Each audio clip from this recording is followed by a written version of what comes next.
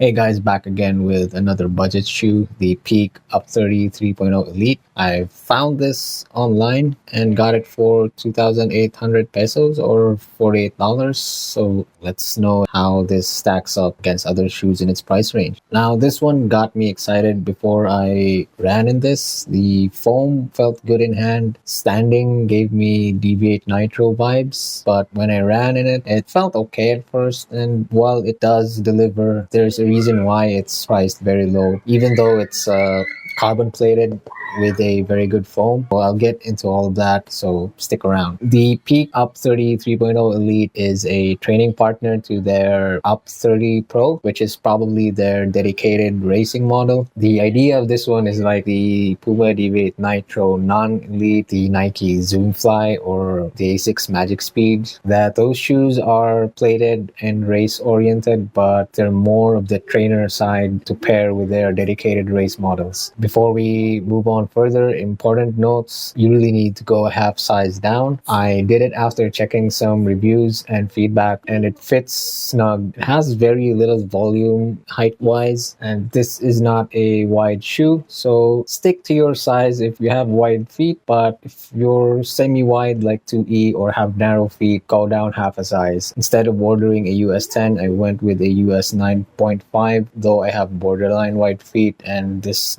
one just fit me well. Now let's get to the specs of this shoe. First, I like the rubber outsole here. It's a CPU rubber claimed to have increased resistance by 3 times, and it's anti-skid by 35%. It is thicker, so my take, the grip is there. It's not tacky, it doesn't spike, but it's not slippery on semi-wet surfaces. It's just really not that confidence inspiring. I was still cautious on wet surfaces, but the grip is there. The heel is equipped with a TPU heel counter, which is quite rigid. There's a midfoot system here, so if you notice the cutouts in this area and the foam on the side, I only noticed the cutout here to do something like give me a little compression, and this one a little bit more flexibility at toe off. The cutout here at the bottom just gives some flexion, and it's not really unstable like on other shoes. This one is just pretty stiff and pretty firm, especially out of the box when it's not broken in yet.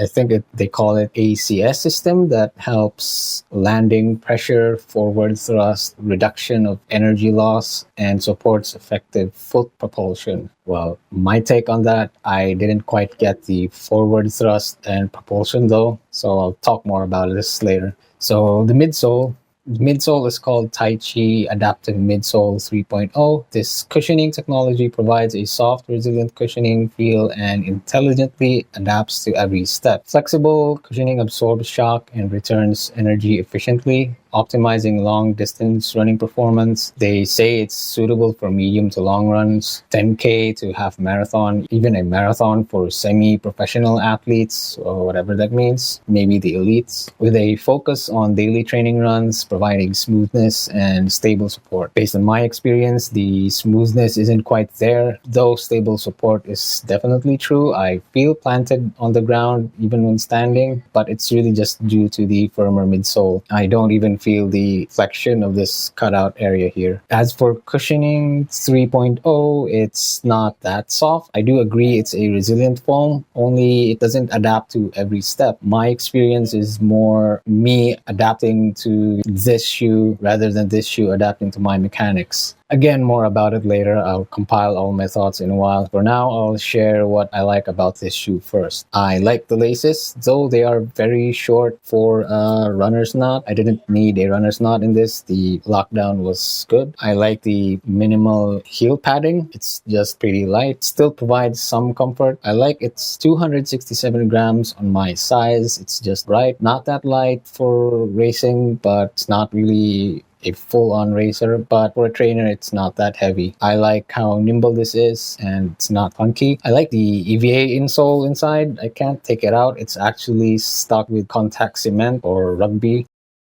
Now to what I don't like. The thin tongue is the right length, but I'm not a fan of the material. In fact, the whole upper material I don't really like. It provides a snug race fit that I do like, but it's just very less room at the top of the toe box, which is fine for me. But because it's not a stretchy material, it could lead to black toenails when your toes hit this top area here. The stiff upper material and its tendency to poke at the sides, usually here in the medial and also on the lateral. While it's lightweight, breathable, and durable, the discomfort from the stiff upper pressing again on the sides of my foot, to me it's a deal breaker, especially when going over an hour. It starts to get annoying. The longer my runs, it causes some discomfort. It was actually here on the medial area in this right shoe. It might be fine depending on your fit and your foot shape. To me, I have to use thicker socks, but it just made this a bit more snug and quite annoying here at the top.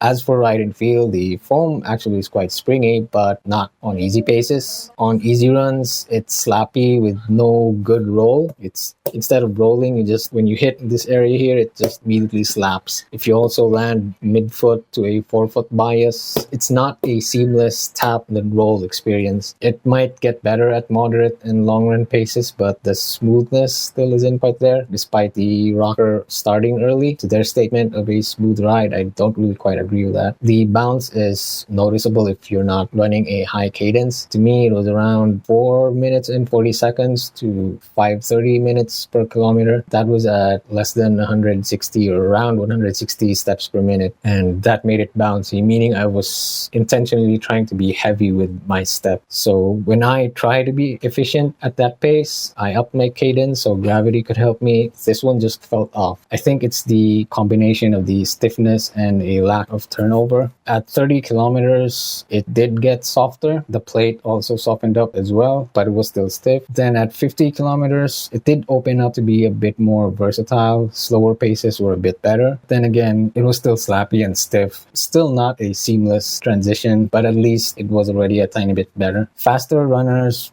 might get that bounce, but I don't think they'll make the most out of this shoe because it still lacks turnover. At fast efforts, it doesn't quite translate to an effortless roll through. It did get better after 50 kilometers, but it's still lacking compared to other plated shoes, even at the budget range. Out of the box, it was firmer and stiffer compared to now, but it's still not really propulsive. More like a cushioned shoes roll, but stiff.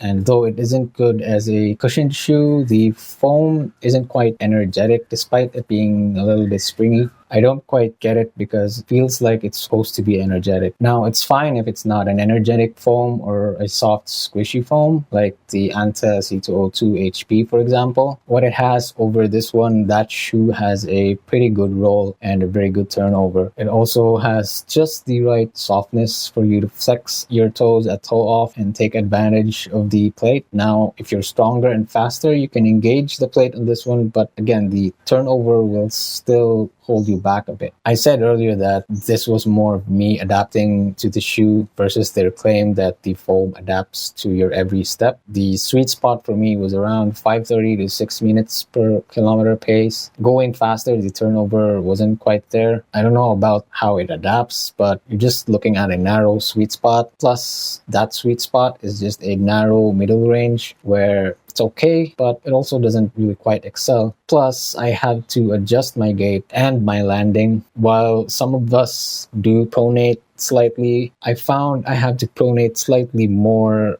to the lateral side. I have to lean a bit more forward with a forefoot bias. I think that works best. I had to adapt to it, but if that's how you run, you might really take advantage of this. So what does this mean to heel strikers? Too slappy. You get the initial impact, not much absorption because it doesn't really roll or give you any smoothness. Initial impact, slap, that's it. It's not very stiff compared to when it was out of the box. Still quite slappy. Again, you really have to find that sweet spot when using this shoe. In essence, I felt like I was searching for a sweet spot within a very narrow lane and I just couldn't sustain it.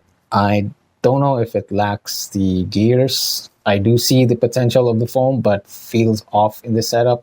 Overall, it's not a bad option if you're looking for a cheap beater. It still is a proper running shoe. Maybe my mechanics just doesn't agree with this shoe and this might actually work for you, but there are better choices out there, especially if you're looking for something that performs at fast paces or maybe just an up-tempo shoe. Based on my experience for fast workouts, a workhorse, and also a race day shoe, the 361 Flame 3 is hard to beat. A fourth version is out there, but the third version is cheaper. Even though it uses a very low quality PEBA foam, it excels in its intended use case. If you want a more trainer-oriented shoe, still plated, but with good roll and turnover, the Anta C202 HP is a great choice. It's balanced, stable, and cushioned, perfect for steady paces, long runs, and really has a very smooth rocker. I also found it just okay on easy paces as well. If you prefer something more nimble like the Flame 3 but softer with a daily trainer feel and better easy day performance, the Qiaodan Wind 2.0 or maybe the third version is a solid alternative. It's versatile, capable of handling tempos, longish runs, and performs really well on easy days. My verdict, though still initial, is that this one is, well, not okay for me, but to be unbiased, I guess it's okay. It delivers for its price because some people might agree with the shoe. It's not excellent and lacks that wow factor, but for the price, really doesn't need those. It just needs to be reliable, which is assuming the upper doesn't cause you any problems. The Peak Up30 3.0 Elite's foam feels high quality, but I think it's super critical EVA, but it doesn't translate well into the ride. It's marketed as a fast shoe with smooth transitions, which I didn't quite get that experience. It's priced accordingly, and now I see why it's even cheaper than some of their daily trainers. The shoe just feels lacking for me. It could be the geometry or the design implementation, maybe really the foam. But on hand and on feel, it's quite okay. I don't know, it just doesn't translate well to the ride. I don't really quite have that good transition and a good turnover. Or possibly it could really just be my mechanics and I don't really get along with this shoe. After all, this is just my experience and it might be different for you. I don't think it will still get any better beyond 100 kilometers, but I don't think I'll get that propulsive or smooth transition experience if this still breaks in beyond 100 kilometers. I think it will just get softer, would still be a pretty firm ride, and then that's it. With all that I've said, it doesn't mean it's totally bad. It's still a proper running shoe. If you really like it, can go ahead. Just know there are better options. Just doesn't mean that this is bad. To me, the lack of turnover is just noticeable and might disappoint you if you are expecting this to assist you on your faster efforts. Again, it delivers for its price and wouldn't be a wrong buy if you really like it. At its price, I can't complain too much. Anyway, that's it for this video, and take care, guys.